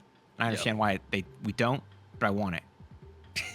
Okay. I hear you. I get their reasoning for it too, especially because like you don't necessarily know how long games are gonna last. Because like it might just be, since it's based off of points and not just a set turn, like games might end quicker or might take longer than. Yeah, they said it typically went to like 5 to 7 turns. But didn't they also say like it can go up to like 15? Mm-hmm. Yeah. And you're getting +1 energy each turn, right? Yes. So you could potentially, what is it, Tuck? If I play against you, I'm gonna let you know, Tuck. I want to get us to turn 15. So we have 15 energy minimum, by the way, because you can have also card enablers that allow you to get more energy. Let's go. All right, Tuck. That's our plan. I'm gonna Q snipe you. But yeah, there's a lot of other specific things that I don't really feel like we're gonna know as much until later. I don't. Yeah. Like, I just think you want to get power down quick. Like, each turn's gonna matter. You're not gonna I don't think tech cards are gonna be as good of a thing in this. Maybe the best one I could potentially see is like a Shadow King, but they have to be cheap in order to be valuable. And I think that's what we're gonna be seeing. Well, I think it also, like, there's an argument that tech cards also can be very impactful. If the games do get longer, your opponent has drawn all their cards, and like if they've thrown everything out on the board and you just obliterate it and they don't have anything else to play, you're pretty much like solidifying you're going to win other locations. But are you thinking there's going to be a lot of mill? Is that what you're guessing here? Because there could be a lot of mill. It's none of those cards are banned, so I wouldn't be surprised if that happens. I think there's of course going to be a lot of Erisham, because having that extra energy going into turns just to be able to solidify some locations, I think also is going to be very popular in a sense, which I don't like, but I do think that's going to happen. But do you want my shout for what I think is going to be one of the best cards in this game mode? What is it? Adam Warlock. Adam Warlock's going to be because he gains power each turn. Yeah. And so then you put him on a location where you don't even want to win that turn, maybe even. And then he just keeps gaining whenever you fight for that location, you get to. And then you can also you divert your opponent for 1, for 2. If you also draw more of your cards to deal with those millers who might be existing. He's my sleeper card. I think I think he's gonna do a lot of good in this game. The Guardians are also gonna be pretty decent. Yeah, the Guardians are also like, because you know where they're playing. Are we finally gonna see Drax is finally gonna be good? No, he's not. You don't play him. No, you play the but other I Guardians. did see one of the decks on Snap.fan is Gamora and a Surtur list.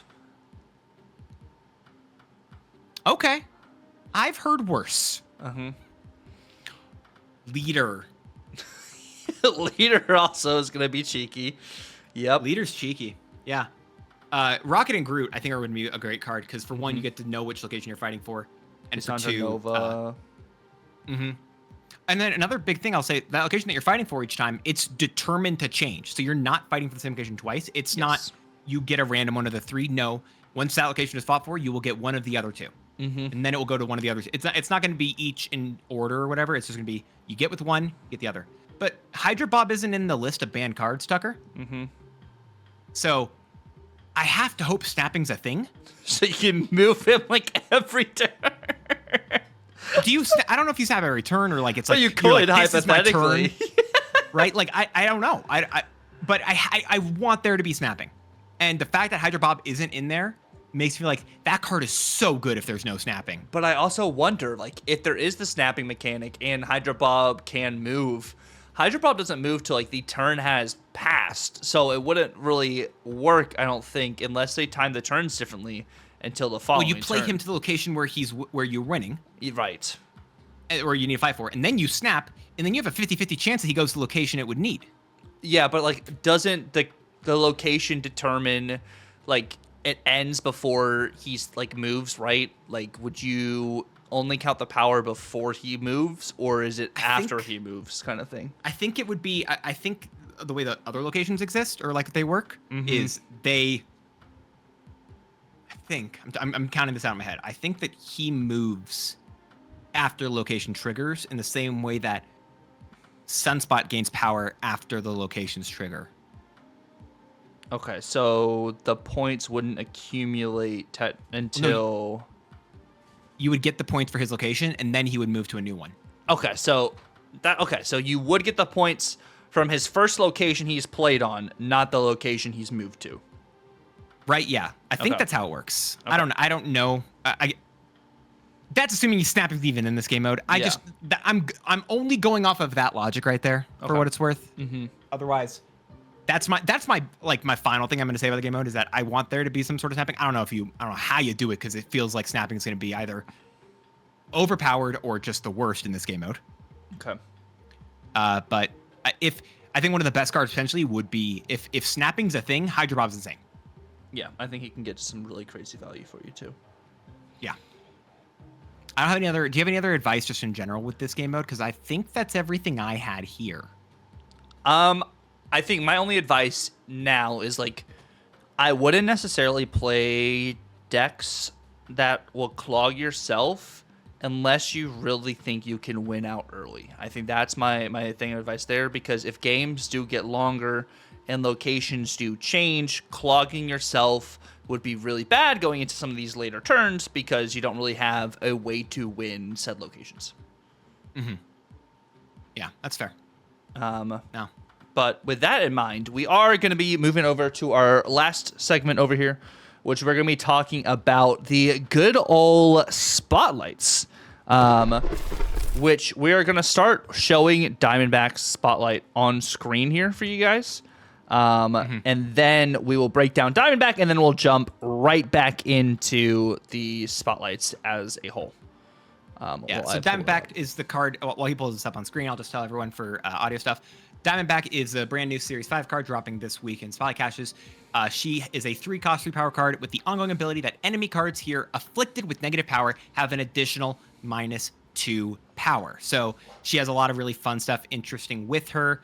Her cache is what we'll focus on here in a second, because she's coming with a card that it's marked as Series 3 here, Tucker, because at the end of the month, there's going to be like a couple of hours, Tucker, where there's a Series 3 card inside of Spotlight Caches. So this is like, this card, Nimrod is going to be dropping a Series 3 because he's in the cache as well. You also have Phoenix Force, who isn't dropping in Spotlight Caches. Yeah, I think we just did a buyer bust on this, which I didn't break down in the buyer bust for Nimrod himself because at the time recording it, I didn't know what cards were dropping in series for this. But this week is very interesting. This goes along the concept I had earlier I was talking about, where it is a good Series 5 card with some meh or just situational Series 4 cards. It's another one of those instances where the brand new card does not match the cards that are coming out or the other cards that are in the spotlights with this card. And like, I enjoy Diamondback, and I think we talked about this in our new season breakdown as well, that Diamondback is going to be a very good card. This week is just going to be a very bad week for Diamondback overall in the shape of the meta, because a lot of people are just going to be running Diamondback counters because a lot of people are either saving for this card, or there's already been a lot of Affliction, and there's also Sanctum Showdown, which also gives you another Affliction card. Yeah. I think that's one of the biggest things about Diamondback. It's going to be questioning whether or not it's going to work. It also, like, it is just 3/3. And if your opponent has a Luke Cage, that just makes it a 3/3, which isn't good stats that you typically want to go for. So I'm lower on this card just because I feel like it just invites the Luke Cage, but that doesn't mean that it will have Luke Cage played against it. I think there's plenty of opportunity for the card to still be great here. But yeah, I mean, we're going to rank all these spy caches, but I think before we do that, do you want to talk about the decks that we actually even want to talk about potentially Diamondback existing in? Yes. So when it comes to Diamondback as well, Dance and I both have made our own lists, starting with Dance's list over here. If I can get my mouse to actually appear on screen. Okay, let me see. Mouse is being funky. Was it? I think Diamondback's gonna be an interesting one. I'll just, since you said you started with mine, I'll just give my thoughts on it. Why I made the deck before you can see it. Audio listeners, my apologies. But basically, I was thinking it's on screen now. Surfer. I think Surfer is gonna be a good place for Diamondback because you need to get. I think because of that 3 power, you're not gonna get enough value with it. And then even if your opponent is running a Luke Cage, I think a lot of people are. I think you want those counters. So you have Rogue in this list, but then you can also go for your Iron Hearts to exist. But then you also have some good ways just to deal that affliction back to your opponent with her. You have your Cassandra Nova and I think your Hazmat, and that's all I have here. And I don't know if you're going to need a lot more because I think you're going to draw a lot of the cards already.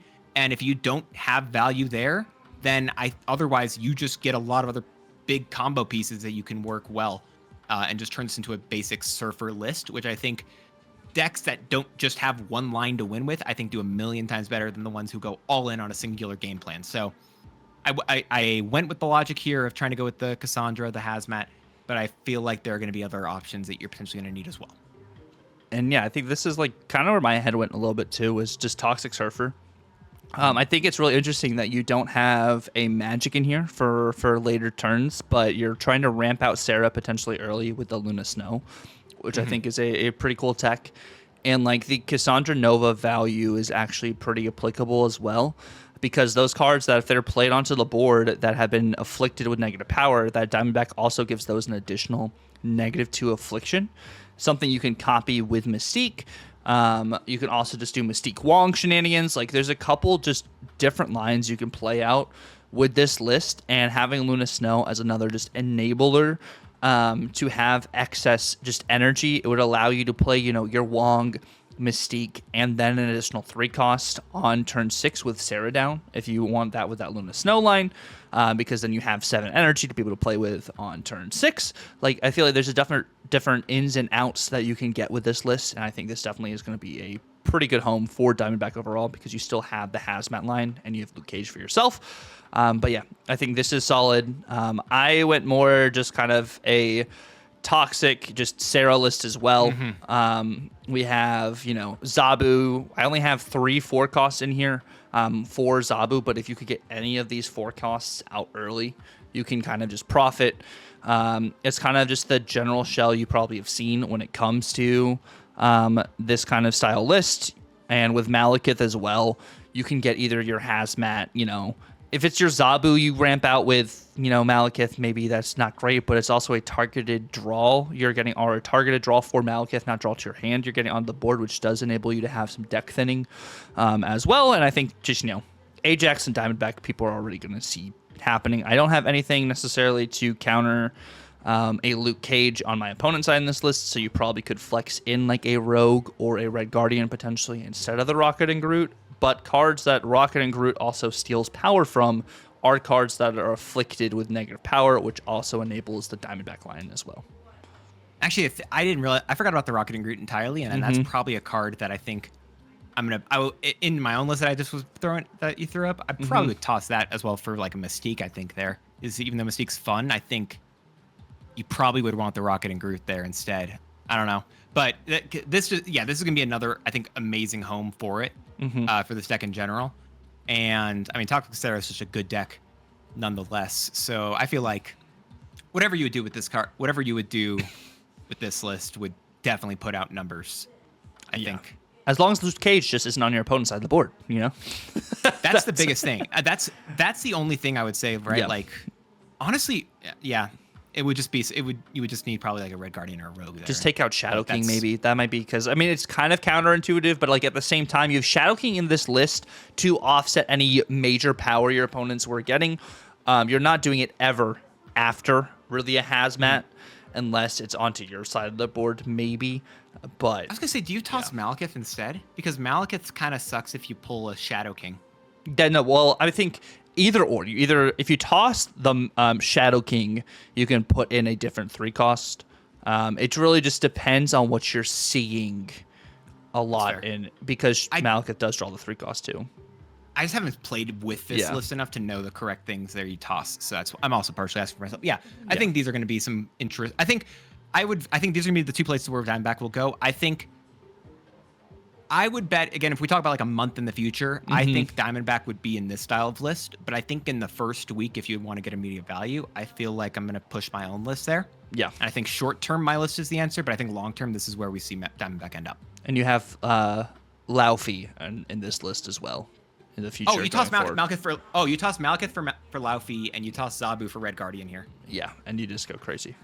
That's insane. That's so good.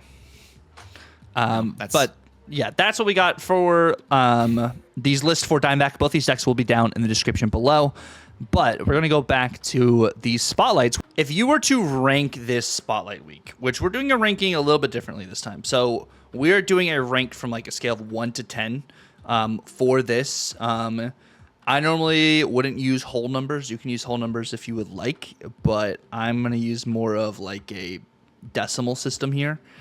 Sure. What would you rank this week? Gosh, I feel like I'm gonna be honest. I'm not excited about Diamondback. The fact that Nimrod's dropping to Series 3, as well as I'm just not stoked on the Phoenix Force personally. I don't know. This whole week feels much closer. This is like a if we're going decimals here too. I don't know. I'm just gonna say 4. I'm just gonna say 4 out of 10. 4 out of 10. I part of me even wants to go lower, but I'm not. Even if we did decimals, I doubt I would go higher than 4. I'm much higher on Diamondback, I know, than you are. Like much higher. So on this myself, I probably would give it like a 5.4 out of 10.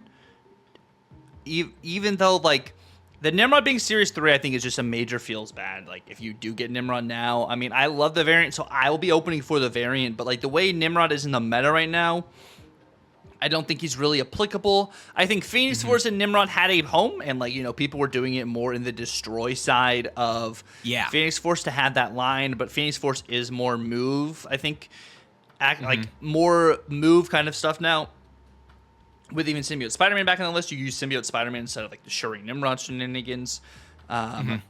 But even though like Phoenix Force isn't like the best spot right now either, like you can put out the power and everything too, but it's still a difficult deck to learn or whatever.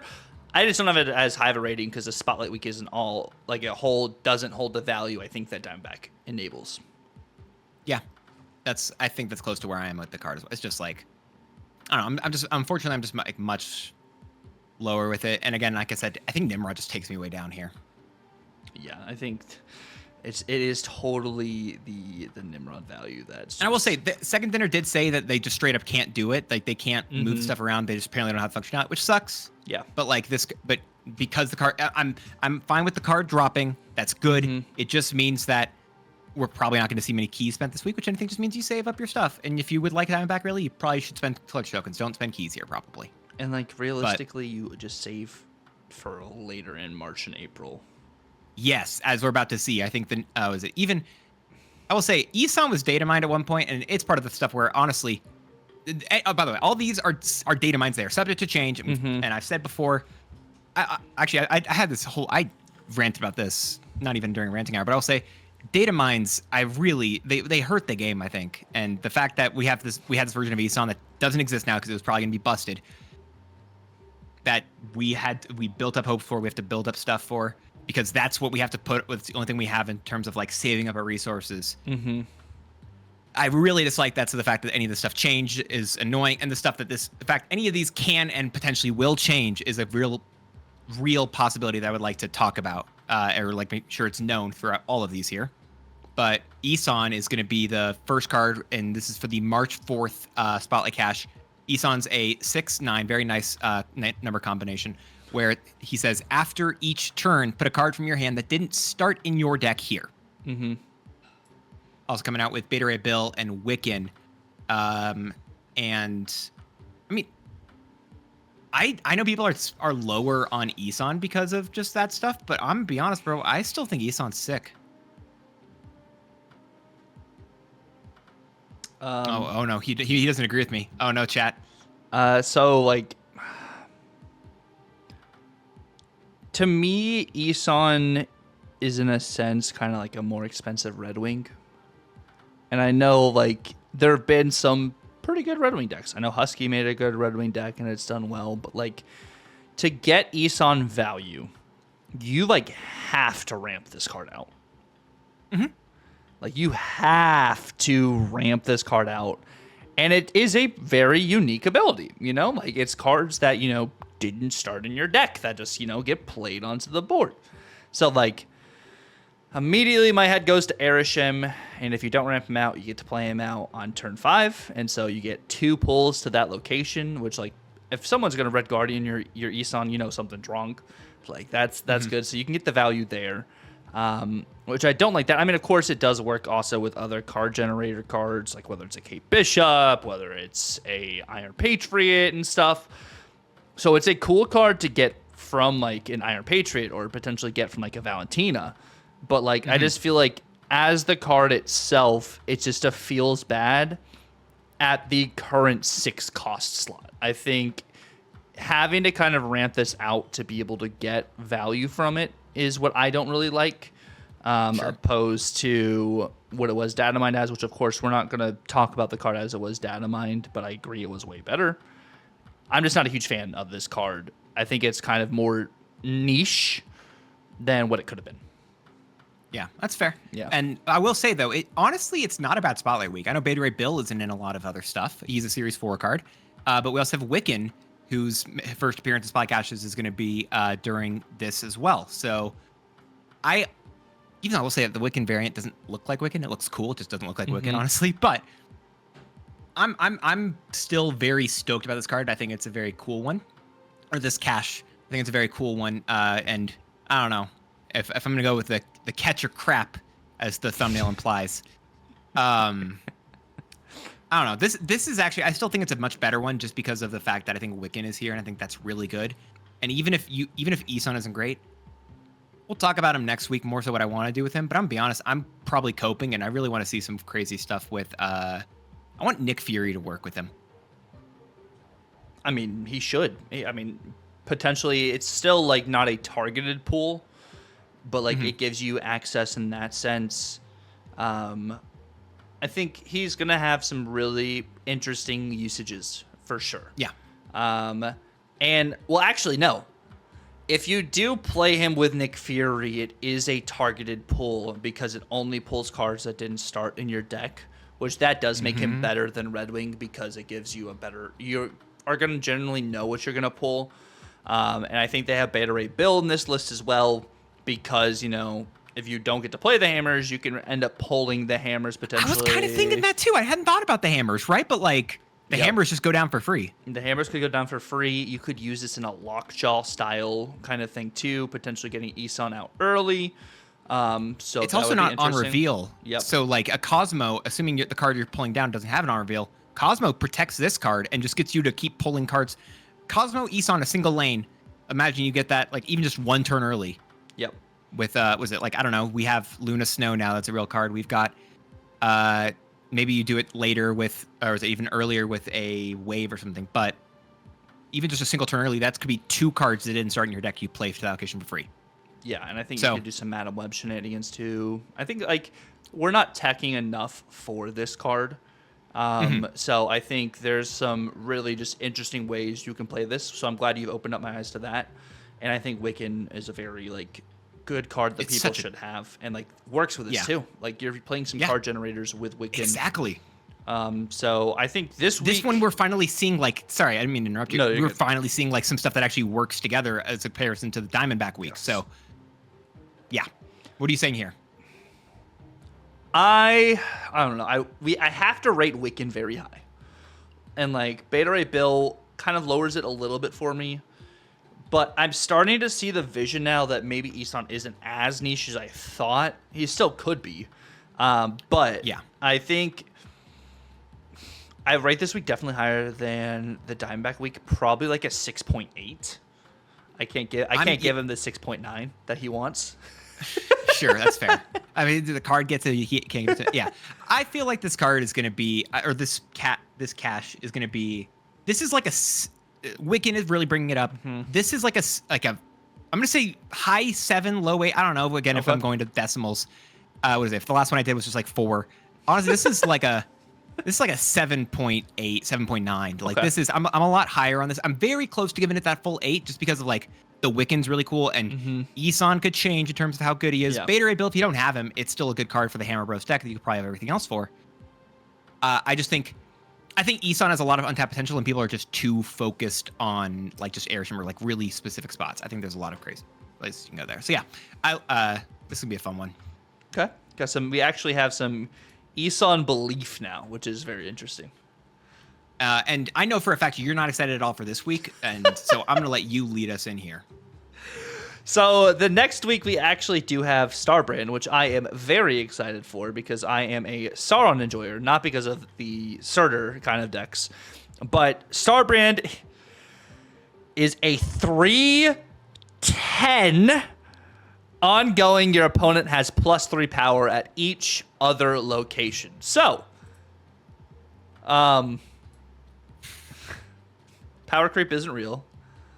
But very, very crazy card. To where he's at now for where it was originally. And of course, we do have in the Spotlight week as well, we do have Fastos and we do have Scar, which are 2 Series 4 cards at the time this releases to, because the series drops will have already happened. And it still goes into my thing where like they release good cards, potentially good cards, of course, with Series 4 cards, which is really interesting with Fastos in this list. I would not have put Fastos potentially in a Scar deck, but it kind of does go in a Scar deck. Like there's value you could get, but of course, you know, Scar is with Starbrand, which I'm glad they did that, which they should have done with the Surtur week. The Surtur week, when Surtur came out as a season pass card, they should have had Scar in the first Spotlight just because it's applicable and people would have bought more of them, but that goes into my whole thing where I'm upset that data mines have to be a thing, because people knew about it via data mines, but if you don't have the data mines, there's no way you know about that in advance. Yeah. No, I think this is going to be another great week. It's just, I mean, Starbrand's going to be a good card. The fact that this is going to be a Scar enabler is insane. I think the biggest question is going to be, I realize we're not talking about the OTA. This is the first like yap where we're not talking about the OTAs during the same week, because there's just so much other stuff to talk about. But Scar is one that I don't know if is going to survive. And I think that there's a, what is it? Like, I'm not saying I want him to get hit. I'm just saying that he could. But Starbrand is a really cool card, and I think I'm excited just to see what this could do. So I think I'm just stoked in general for this week. I don't know. I know you're really stoked on this in general, but I would probably go here to like where would I take this week to? Honestly, I like Isan more. I feel like Starbrand's going to be more niche into the decks that he's going to go into. I don't think you can put him in as many. And I know Isan, you can't put in as many. It has Wiccan, though. I'm just going to go 7.23. I don't know. I'm going to go much higher. I know Fastos weighs this deck down, but the decks you put Starbrand in are already some of the best decks in the game right now. And having Scar also in that week in case you were missing Scar and you can't play those best decks, unless there is a change and Scar does get hit or Starbrand is not 10 power, I'm giving this week like an 8.3 out of 10. I think the value of those subject is so to change warning. Yes, Subject to change warning. But if they don't, mines, I think this is one of the better weeks. This is the cache for March 11th, and it's that week's going to be. It looks like to be a very, very solid week, honestly. Very dumb week. This is a big dumb week. Although Festus is sitting there. He's smart. Very smart. A little bit upset. Yeah, he's bringing up what is it? It's the bell curve of the class, right? It's like, what was it? Everyone else, y'all did amazing, or is it you all like flunked this test? But you know, there's that one kid who got 100%. He brought your whole average up. You should be really thankful for that one kid. Festus is over there like, ooh, little old me. Yeah. Which is another card. I wonder if they could do something to him to make him like he's not applicable, but I wish maybe they did just a little something. Yeah, I honestly think he's a card that still sees play. Yeah. So I don't know I don't know what I would say you do to him. But anyway, who we got next? We've got Firehair in the March 18th cache, along with Cassandra Nova and then Nico Minoru, who of course didn't get hit, but c'est la vie. Firehair looks to be a really good card. Apparently this is like the first human Phoenix Force host as the lore here, so it goes into destroy stuff as a 2/3. When one of your cards is destroyed, this uses that card's on reveal. Question. Answer. Daily double. This doesn't look like just a single proc. From the text, it doesn't look like it only happens one time. Tucker, as this currently reads, you are correct. So, for those thinking potentially how Dance and myself are thinking, you can destroy multiple on reveal cards, and this card will proc every single one of those on reveals. I'm not sure. The way it reads, I believe it would go in the order of which they were destroyed. And the way it reads, I'm thinking it could all be on the same turn, potentially, since it doesn't say just once per turn. So if you were, let's just say, to Misery a lane with 3 on-reveal cards, Firehair would use all 3 of those on-reveal cards in the order of which they destroyed, and your animations for that turn will be one of the longest turns. You enjoy that thing where like Death says, "Come to me," or like whatever she says, like whispers it 19 times in a row. Yeah. You're gonna. Yeah. No, this. What is it? I feel like we're gonna see people like, oh, this is the Mill week or whatever. Like, yeah, sure. I bet Mill's gonna really enjoy this card, but I don't even think Mill's that good of an archetype right now. Honestly, it's just kind of a deck. Hot take. But I think that this week's gonna be insane. Yeah, it's gonna be a really good week. No, this week. So like this week, bro. Yes, Mill week. This is a Darkhawk week. That's what I'm thinking. It is Misery Darkhawk. And literally, and then Cassandra Nova on top of Cassandra that. Nova here too. Okay, yeah. This actually could go freaking crazy.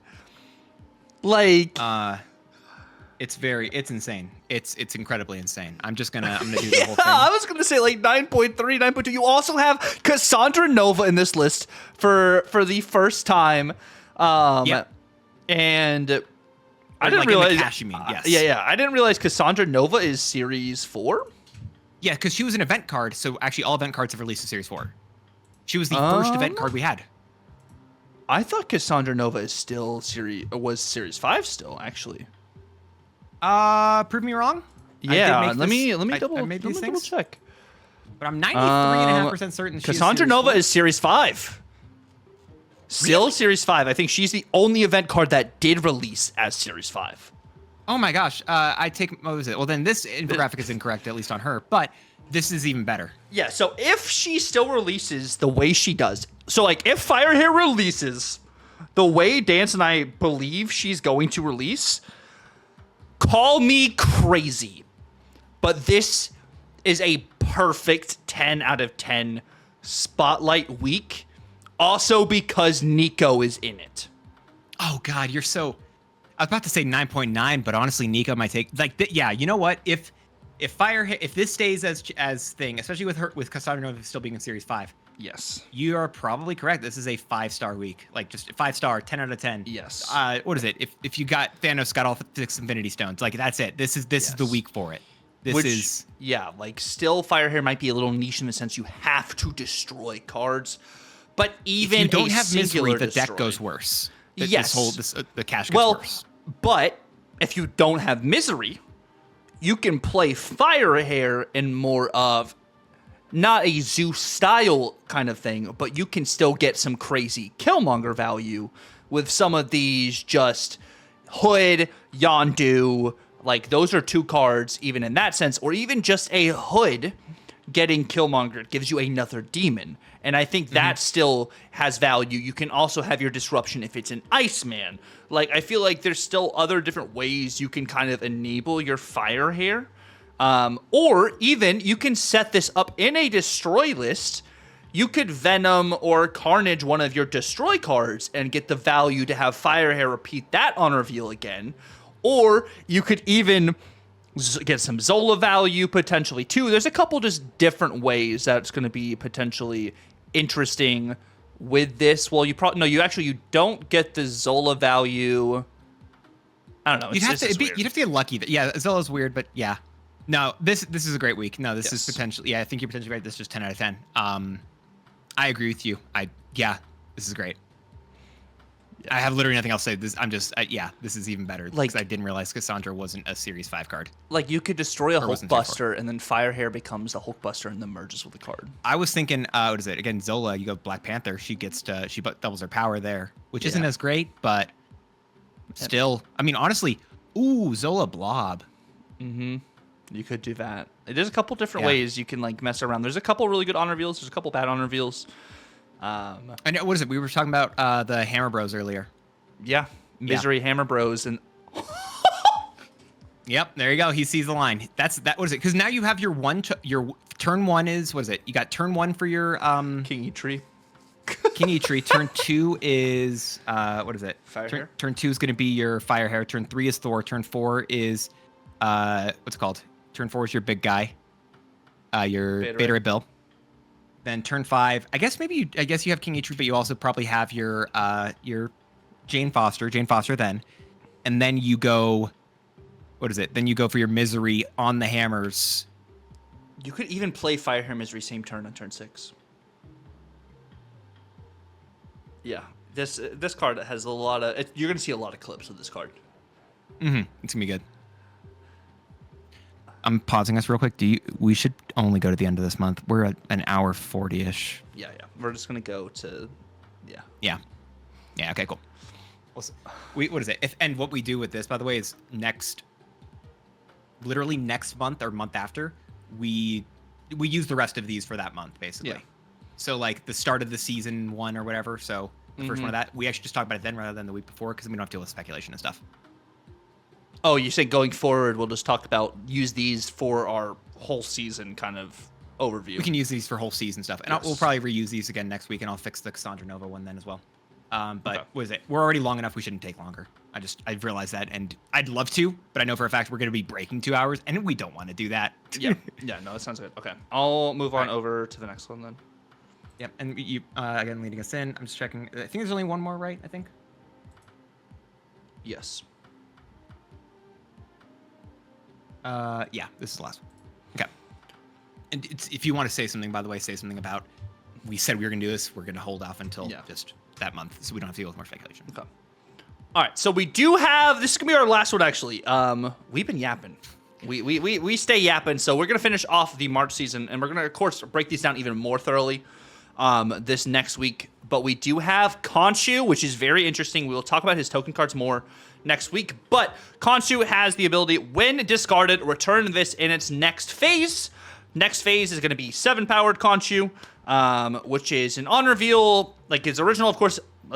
On reveal, there's like a bunch of different stuff he's here. A big card. He's a big card. He's got 3 different tokens. Each token is different, but it adds the power of Khonshu.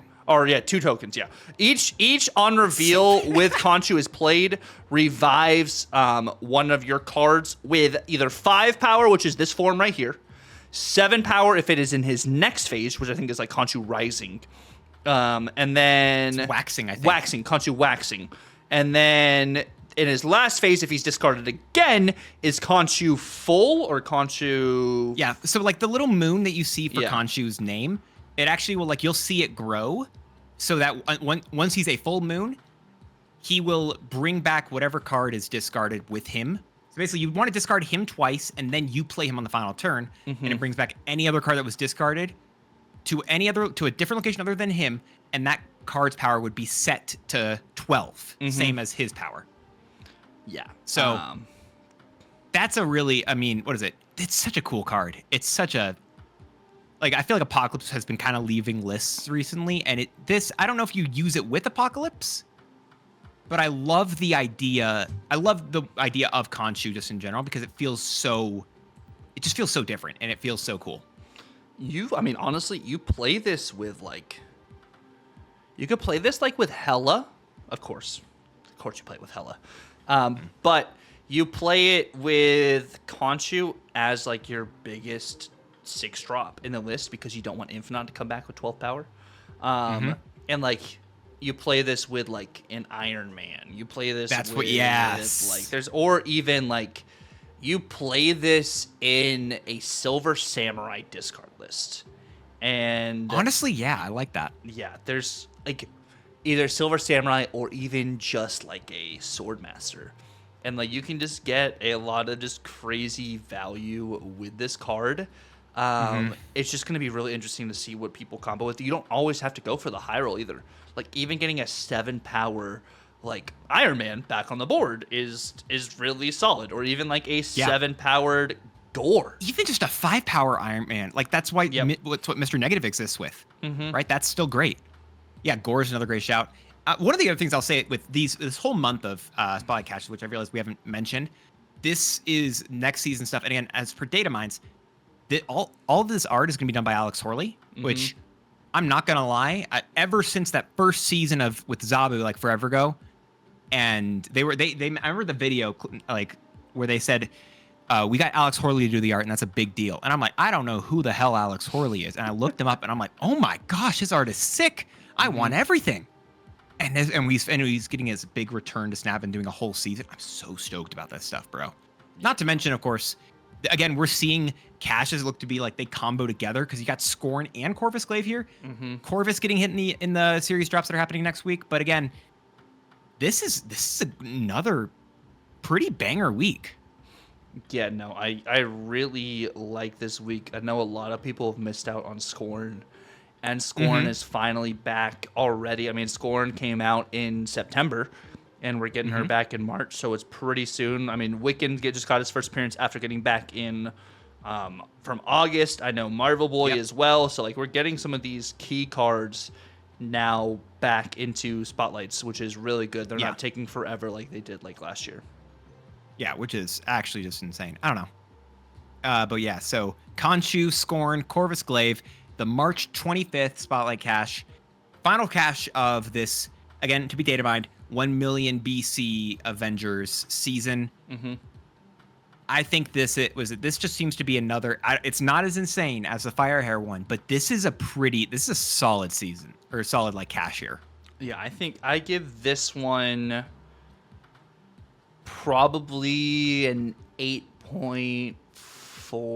I think I make it a little bit higher than the Starbrand week when I look at the other cards in the Spotlight, and I think Khonshu gives Corvus Glaive more value. I'm gonna be interested if Corvus Glaive is good still. Yeah, but I do agree that it would get more value. Yeah, but no, I think that. Yeah, you said. What did you say? 8.5 is that what you said? I said 8.4. I'm gonna go up to like. Just because I think Scorn is such a good card if you don't have it, and this is the first time Scorn's coming back. And I think Khonshu is going to be really solid as well. I think this is like, I'm willing to go to, this is just like 8.7. I'm in the 8s with you, right? But this is like, in this area, this card is also very good, very insane. So I think this is going to be this cache is really solid, right? I don't think, again, I'm going to say pretty much other than this, like, this first week, the one that we're looking at right now, I'm going to say all of these caches, and again, in case it isn't clear, the thing I went for with the thumbnail on this is like, I go into the joke because everyone does like buy or bust, snap or pass,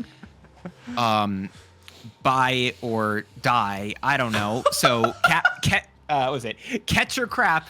I honestly think every single one of these this month, especially as like, what is it? Maybe the least on Isan, but like everything else is still like, I'd like them. These are good. Yeah, I think this is going to be a really solid overall season for Snap. Not to mention Agamotto, which we'll be talking about in next week's video, and a new concept with Banish. But I think it's going to be a really, really cool week, a really cool season. We have series drops as well. We'll dive more into the week as a whole, but like, I do want you guys to stop what you're doing right now. And you see this man who's on screen with me as well, notmydance. He is also an amazing content creator. And I want you guys to get your Twitch drops today by watching twitch.tv/notmydance as he goes through the Sanctum Showdown. And he's going to be able to get some of these cards actually day one. I believe him. I believe in Dance. Also, you guys should be subscribed to his YouTube channel, which he is posting weekly YouTube content now. And it's some incredible deck guides and gameplay as well. It might be difficult, but he's doing a great job. As well as follow him on his other socials, whether that is going to be his Twitter, his Blue Sky, or even his TikTok that he'll be posting clips on as well. Please just follow Dance on all of his platforms if you guys are not as well, for some just immersive Marvel Snap content where he yaps for about if not longer than we do on the Marvel Yaps we have here. as well as does some variety gameplay as well. If you just want to see Dance Yappin', which we all love Dance Yappin', I love Dance Yappin', please hit up all of his links down below.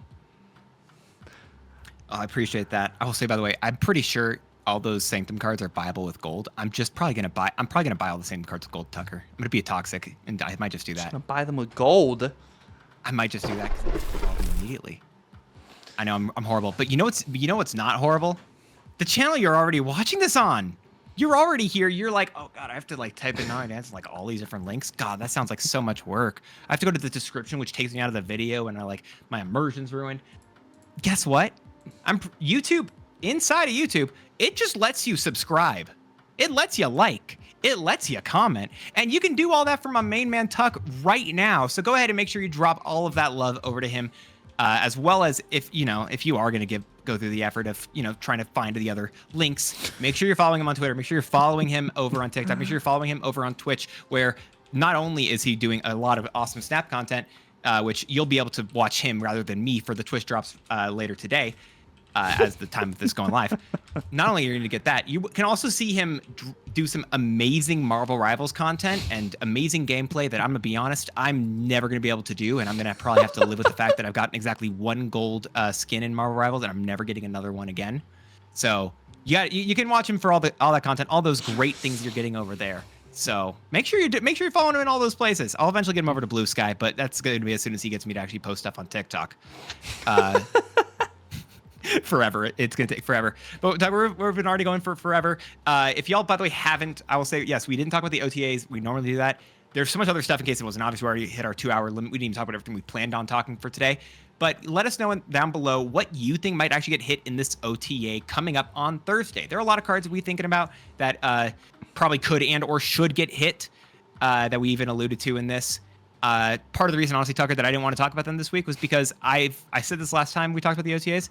I think second there's like a month or so behind. So if you're wondering what our thoughts are, look back a month or two and you'll know what we wanted to get nerfed. And I'm guessing it still hasn't. So that's what we want to still see get nerfed or buffed.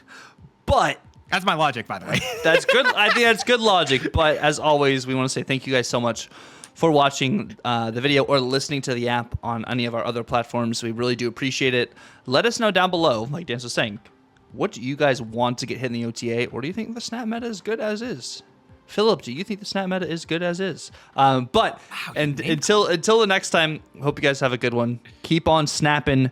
Hope you guys hit infinite if you guys have not yet. Hope you guys have an amazing time in the showdown and get all the cards you need.